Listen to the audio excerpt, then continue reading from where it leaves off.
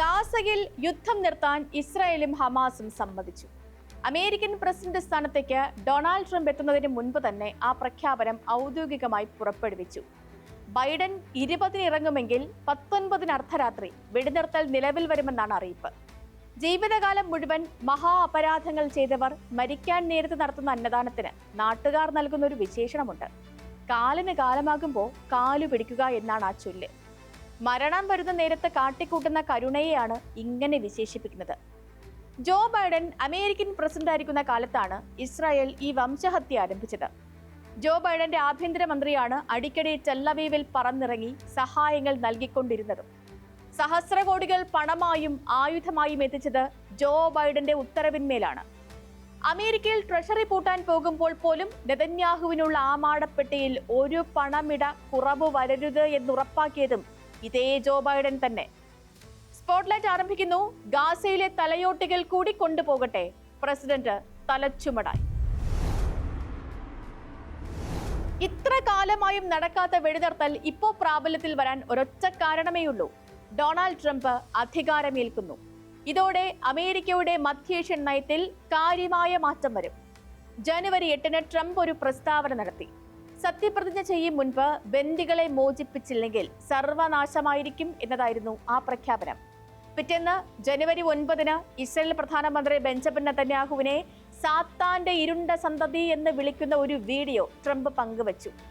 സാമ്പത്തിക ശാസ്ത്രജ്ഞൻ ജെഫ്രി സാക്സ് നെതന്യാഹുവിനെ അതിനിശിതമായി വിമർശിക്കുന്നതാണ് ആ വീഡിയോ. സ്വന്തം സത്യപ്രതിജ്ഞയ്ക്ക് ട്രംപ് നെതന്യാഹുവിനെ ക്ഷണിച്ചില്ല. ട്രംപ് സമാധാനപ്രിയനായതുകൊണ്ടല്ല ഈ ഒരു യുദ്ധത്തിൽ നിന്നും പിന്മാറാൻ ഇസ്രായേലിന് അന്ത്യശാസനം നൽകിയത്. മധ്യേഷ്യയിൽ വ്യവസായ അനുകൂല സാഹചര്യം സൃഷ്ടിക്കേണ്ടത് മറ്റാരെക്കാളും ട്രംപിന്റെ ആവശ്യമാണ്. ഇന്ത്യയും ചൈനയും ഉൾപ്പെടുന്ന ബ്രിക്സ് കൂട്ടായ്മയിലേക്ക് UAE എത്തിച്ചേർന്നു. മറ്റ് ഗൾഫ് രാജ്യങ്ങൾ കൂടി അങ്ങനെ ചിന്തിച്ചാൽ അമേരിക്കൻ വ്യവസായിയുടെ താൽപര്യങ്ങൾ തകരും. ഈ ഒരു സാഹചര്യത്തിലാണ് അധികാരമേൽക്കും മുൻപ് തന്നെ ട്രംപ് നെതന്യാഹുവിനെ വിളിച്ചതും അസാധ്യമെന്ന് കരുതിയ ആ കരാറിലേക്ക് എത്തിയതും. ജോ ബൈഡൻ ഇറങ്ങും മുൻപ് ഒപ്പുവെച്ച കരാർ എന്നാൽ ട്രംപ് എത്തും മുൻപ് വഴങ്ങിയ ഇസ്രായേൽ എന്നാണ് ഈ സ്ഥിതിയെ വിദേശകാര്യ വിദഗ്ധർ വിശേഷിപ്പിക്കുന്നത്. ഇങ്ങനെ ഒരു യുദ്ധമുണ്ടാക്കിയ നാശം എത്രയാണ്?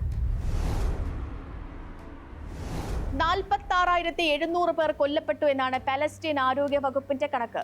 യഥാർത്ഥ മരണം 64,000 എന്നാണ് London school of tropical medicine നടത്തിയ പഠനത്തിൽ പറയുന്നത്.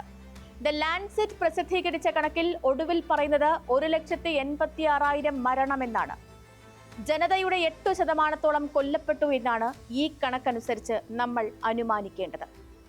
വർഷം അവസാനമായതോടെ മരണം 3,35,000 ആയിട്ടുണ്ടാകുമെന്നാണ് എഡിൻബർഗ് സർവകലാശാലയിലെ ഡോക്ടർ ദേവി ശ്രീധർ കണക്കാക്കുന്നത്. ഈ കണക്കാണ് ഇപ്പോൾ ആഗോള സാമൂഹ്യ ശാസ്ത്രജ്ഞർ ആധികാരികമെന്ന് കരുതുന്നത്. മരണസംഖ്യ കുറച്ചു കാണിക്കേണ്ടത് യുദ്ധം ചെയ്യുന്നവരുടെ മാത്രം ആവശ്യമാണ്. 3,35,000 പേർ കൊല്ലപ്പെട്ടതിൽ പകുതിയിലേറെയും സ്ത്രീകളും കുട്ടികളുമാണ്. 23 ലക്ഷം ജനതയിൽ ബഹുഭൂരിപക്ഷത്തിനും വാസസ്ഥലമില്ലാതായി. ആളുകളെ ഒഴിപ്പിച്ച് സ്ഫോടക വസ്തുക്കൾ നിറച്ച് ബഹുനില കെട്ടിടങ്ങൾ തകർത്താണ് ഇസ്രായേൽ സേന ഇവിടെ വരെ എത്തിയത്. 3.5 ലക്ഷത്തിനടുത്ത് മനുഷ്യർ കൊല്ലപ്പെട്ട ശേഷം ഉണ്ടാക്കുന്ന കരാറിലാണ് അതിലേറെ സങ്കടകരം. ജീവനോടെ ബാക്കിയുണ്ടെന്ന് കരുതുന്ന 60 ബന്ദികളിൽ 33 പേരെ ഹമാസ് വിട്ടയക്കും. 1000-ഓളം പലസ്തീനുകാരെ ഇസ്രായേലും വിട്ടയക്കും. 1033 പേരുടെ മോചനത്തിനാണോ ഈ 3,35,000 പേരുടെ ജീവൻ എടുത്തത് എന്ന ചോദ്യത്തിന് ആർക്കാണ് ഉത്തരം പറയാൻ ബാധ്യത? ആ ചോദ്യം നെതന്യാഹുവിനെയോ ബൈഡനെയോ ട്രംപിനെയോ ഇപ്പോ അലോസരപ്പെടുത്തുന്നതേയില്ല. ഖത്തർ പ്രധാനമന്ത്രി ഷെയ്ഖ് മുഹമ്മദ് ബിൻ അബ്ദുൽ റഹ്മാൻ അൽ താനി ഇടനില നിന്ന് തയ്യാറാക്കിയ കരാർ അനുസരിച്ച് ബന്ദികളുടെ മോചനം 6 ആഴ്ചയ്ക്കുള്ളിൽ പൂർത്തിയാക്കും. ആ 251 ബന്ദികളിൽ 94 പേർ ഗാസയിൽ ഉണ്ടാകണമെന്നാണ് കണക്ക്. അതിൽ 34 പേർ കൊല്ലപ്പെട്ടു എന്ന് ഇസ്രായേലി പ്രതിരോധ സേന തന്നെ കണക്കാക്കുന്നു. ശേഷിക്കുന്നത് 60 പേരാണ്. അതിൽ 33 പേരെയാണ് ആദ്യഘട്ടം വിട്ടേക്കുക.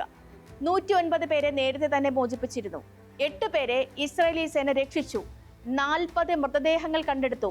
ബന്ദികളെ ഹമാസും ഇസ്രായേലും മോചിപ്പിച്ചാൽ അടുത്ത ഘട്ടമെന്ന് പറയുന്നത് സേനാ പിന്മാറ്റമാണ്. ഇസ്രായേൽ ഗാസയിൽ നിന്നും പൂർണ്ണമായും പിന്മാറും. ഹമാസിനെ അവസാനിപ്പിക്കാതെ പിന്നോട്ടില്ല എന്ന പ്രഖ്യാപനം നടപ്പായില്ല. പക്ഷേ പലസ്തീൻ നഗരങ്ങളെല്ലാം ചാരമാക്കിയാണ് ഇസ്രായേൽ സേന ഇറങ്ങുന്നത്. ഇനി എത്ര സഹസ്ര കോടികൾ ചിലവാക്കിയാലും ആ നഗരങ്ങൾ ഒരിക്കലും പഴയതുപോലെയാകില്ല. ശേഷിക്കുന്നവർക്കുള്ള ചില പാർപ്പിടങ്ങൾ വരാൻ പോലും നിരവധി വർഷങ്ങൾ എടുത്തേക്കും. ഇസ്രായേൽ തിരിച്ചിറങ്ങി പോകുമ്പോൾ സംഭവിക്കുന്നത് കൂടി നമ്മൾ അറിയേണ്ടതാണ്.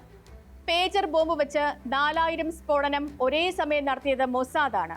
ആ മൊസാദിന്റെ 8 സൈനികരാണ് കഴിഞ്ഞ ദിവസം കുഴിബോംബ് പൊട്ടി മരിച്ചത്. ഹമാസ് പാകിയിട്ട അനേകം മരണക്കുഴികളിലൂടെ വേണം ഇസ്രായേലിന്റെ പിന്മാറ്റം. ഇസ്രായേൽ കെട്ടിടങ്ങൾ തകർത്ത് പാകിയ ബോംബിൻ വിത്തുകൾക്ക് മുകളിൽ വേണം പലസ്തീന് നഗരം നിർമ്മിക്കാൻ. യുദ്ധവിരാമമെന്നാൽ യുദ്ധം അവസാനിപ്പിക്കലല്ല, പുതിയ യുദ്ധം തുടങ്ങും മുൻപുള്ള ഇടവേള മാത്രമാണ്. ഹമാസ് മാത്രമല്ല, സിറിയയും ലബനനും ഇറാനും എല്ലാം മുറിവേറ്റവരാണ്. ഇസ്രായേലിലെ അതിതീവ്ര പക്ഷക്കാർക്ക് ഹമാസിനെ മാത്രമല്ല ഒരു വംശത്തെ തന്നെ ഇല്ലാതാക്കാതെ കലിയടങ്ങില്ല. ഇപ്പോ ഈ യുദ്ധം നിർത്തുമ്പോൾ ഒരേ ഒരു ചോദ്യത്തിന് മാത്രമാണ് പ്രസക്തി. പലസ്തീനിൽ ഈ യുദ്ധത്തിൽ കൊല്ലപ്പെട്ടത് 46,700 എന്ന ഔദ്യോഗിക സംഖ്യയാണ് ശരിയെന്ന് ആദ്യം കരുതുക. അതിൽ എത്ര ഹമാസ് പോരാളികളുണ്ട്? 6000-ലധികം ഇല്ല എന്ന് ഇസ്രായേൽ പോലും സമ്മതിക്കുന്നു.